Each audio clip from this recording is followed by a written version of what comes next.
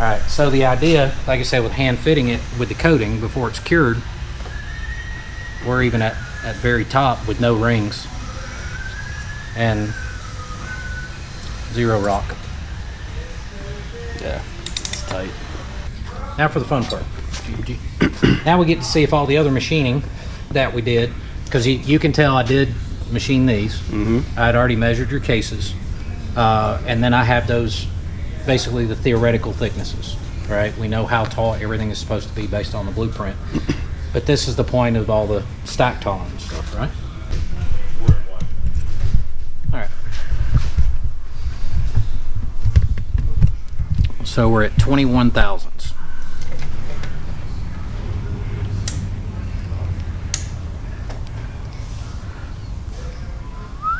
Well, let's call that 20 and a half, really, right? Yep. Well, let me move it over here one more time. Yep. Now you can adjust it. Make sure we're at 0. Okay, there's 0.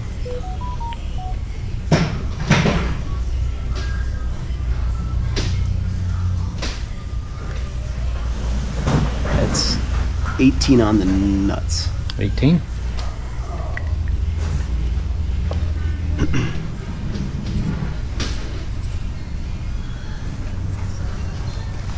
Alright, so if you're 18 out of the hole, but we're using a 20 thousandths base gasket, right? Oh, 20 thousandths base. Yep. So you're lifting the cylinder 20 thou. Yep. Right. So what you're going to have is a piston that's in the hole 2 thousandths. 2 thousandths. Well, what we want, we're going to run a 30 thousandths base gasket because we want to be 30 to 35. 30 is getting really, really tight. All right. 35 is a pretty good number. 40 if you were, you know, long distance touring, all this other kind of stuff, I would be more conservative. Honestly, to allow a little bit of room for maybe a little bit of carbon buildup if you're getting bad gas in southern Texas and all that kind of stuff, because it can happen. So where we're at, basically, we got to make a decision. So you've got your 2 thou in the hole, right? Yep. So if we run a 30, then you're going to be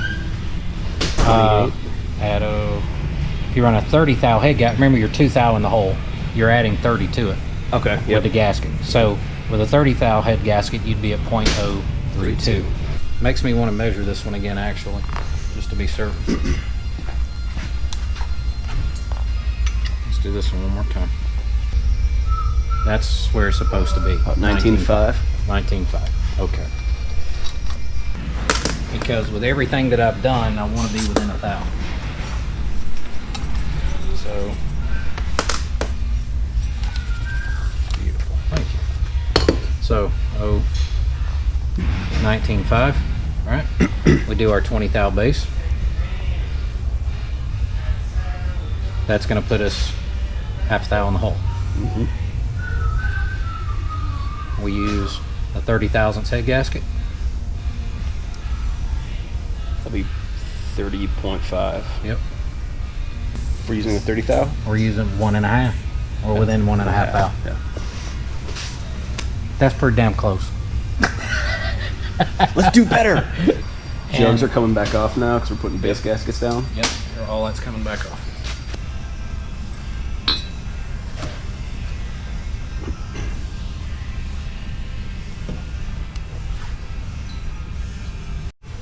All right, so you'll notice on our pistons, one of the things I did with the design, I wanted to run the widest ring packs possible.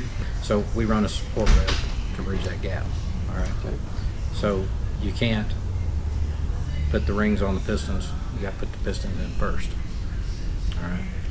Put the pistons in first, then put the rings on and all that. Now we're going to use an aviation sealant on the base because we are kind of thin here, right? It's a precautionary measure. And it's just better safe than sorry. Right? Works for me.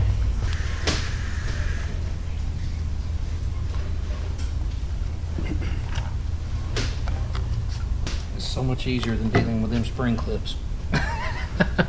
Once you get used to it anyway. Okay, that I wouldn't do.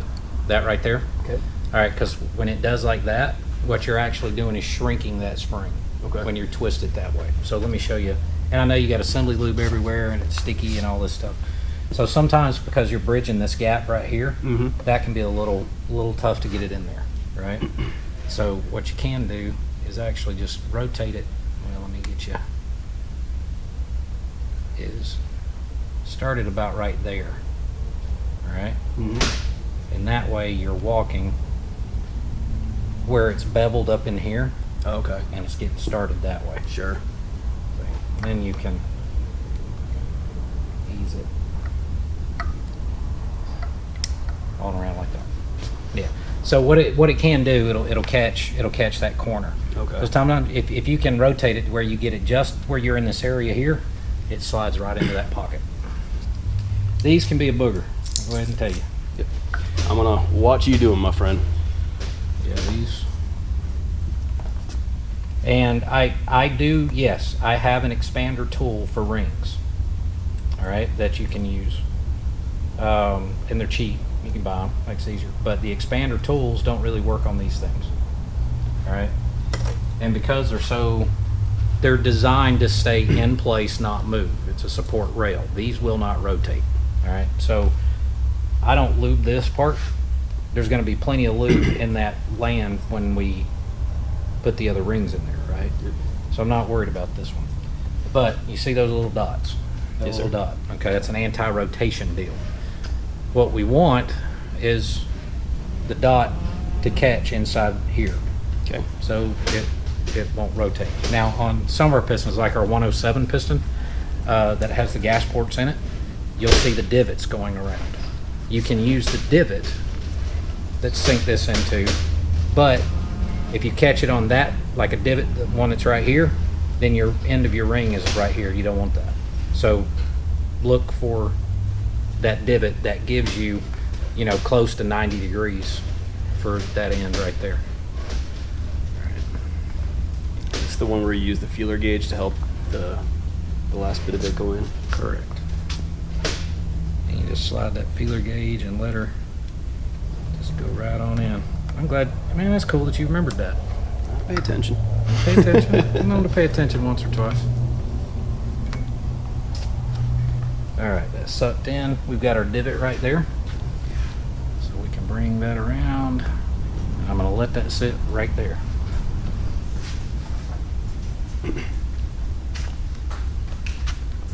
Protect that bad boy right there and let her fall right in.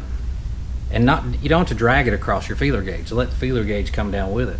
Sure. And then just pull her out. Cool. Nice, quick, and easy. No damage. But the problem with like I said, if you use the expanders on that, when you start expanding that ring, it's made to be so tight that it turns into a wave washer, right? And then take your finger and you're feeling around the perimeter of the piston. This ring obviously should be smaller than the OD of the piston. We don't want it to touch the wall at all. And we can still spin it. So right there, we're good. Now, being able to tell the number one, number two apart. Okay. Obviously it's written on the packaging. Not everybody's packaging that way. Every ring is made a little bit different. All right, there could be half an napier edge on it where it looks like a hook. There's typically 90% of the time there's a differentiation between the top and the rear. It's rare that people use a piston ring that has a square edge inside and out, no napier, no nothing. All right, so the first thing you look at, any kind of mark, any kind of logo, any kind of dot. All right, so we don't see anything on that one. So we see the one dot. Okay. We know that dot is going to face up. So let's look at this one and see if we have a dot, and we do. Okay. See the dot there? There's no dot on the bottom. All right, so now we know that that's facing up. So how we have to figure out on these, well, let's say if it wasn't. If it's not like these, and let's say this one's facing up, and you look on this side and there's a little bit of a hook or a little edge or land on it right there, because that's up, that land is always going to face down. Okay. All right. typically rings like that, when you look at these, you will have either a bevel on the inside of it that's facing up, or it could also be a perfectly square ring.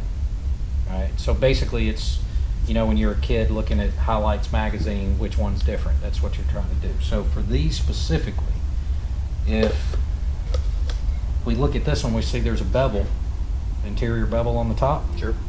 Okay, if we look at this one, see that bevel on the bottom. Okay. Bevel bottom, bevel top, that's the top. If you were to switch these, the reason the bevel there, this is part of our, like this being a piston designed for boosted engines and all this stuff, we really want that ring to seal really well. So instead of using a square ring with a Napier, we made the decision to put the bevel, because it's not this that seals the ring, it's actually combustion pressure, right? So that combustion pressure hits that bevel, forces that ring out, and you're golden. If you were to put this one on the bottom, that wouldn't happen.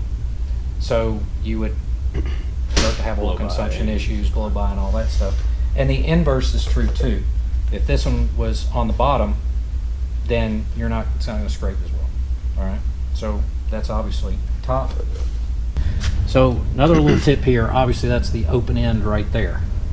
All right. Now I could start number one over here and work my way around underneath this one. Work my way around, but by the time I get over here, it's going to be popped out and it's a pain in the butt. So I start on the shorter side. It just makes it easier to guide it around. So this would be number one.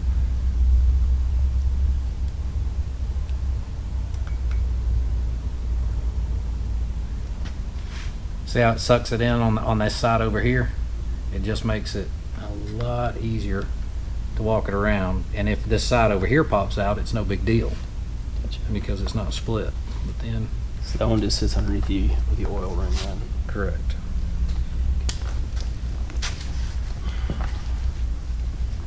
What's the other part that makes it easier? When you have a thicker liner, you can bevel. Quick question. Mm-hmm. Is there usually an O-ring? Not on MLS base gaskets. Okay. Using MLS base, there is no O-ring.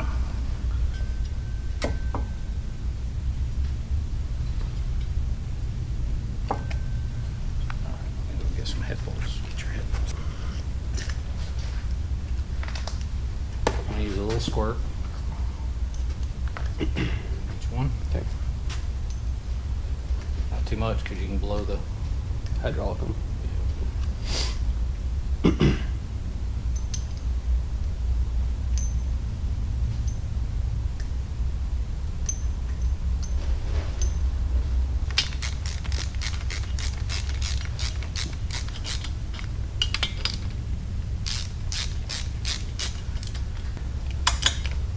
It ain't gonna go anywhere. Shit. We can't put our pan in the bottom though. All right.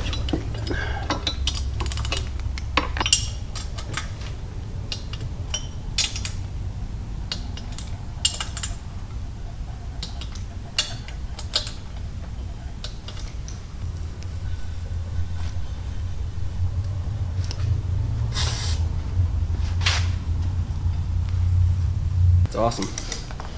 Awesome. Awesome sauce, baby.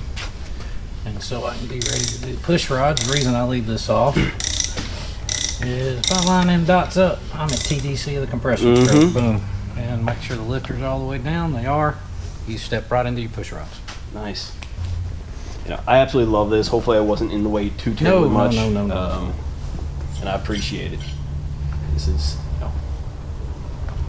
awesome. Just the little oddities, the cam in play, you know, just the weird little things you run into sometimes that you can slap it together, but you have to be, you know, mindful, I guess, to do that stuff. Yeah, I mean, you can tell somebody that even has a decent amount of mechanical knowledge, it's perfect. Okay, well, you take that for granted until you really truly see all the little stuff that, you know, takes the hand sanding down the skirts and this, that, and the other thing, just to get it right there, not too tight, not too whatever. So that was, no, it's been an experience, and yeah, I really appreciate it. Absolutely, man.